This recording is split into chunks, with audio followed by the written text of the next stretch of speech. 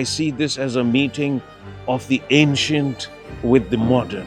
I see this, the spiritual with the contemporary.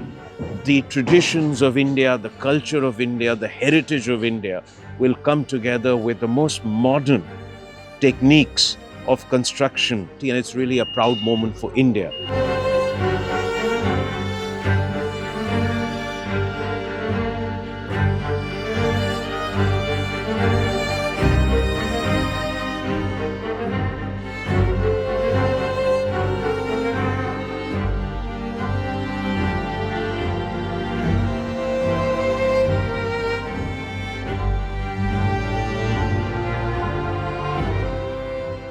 Et c'est vraiment très très impressionnant de voir effectivement à la vitesse à laquelle le mandir se construit. Et puis surtout, comme on l'a vu tout à l'heure, les images que ça va donner au final. Donc j'ai vraiment hâte d'arriver effectivement à la livraison de ce mandir pour pouvoir le visiter et regarder un petit peu comment il vit de l'intérieur.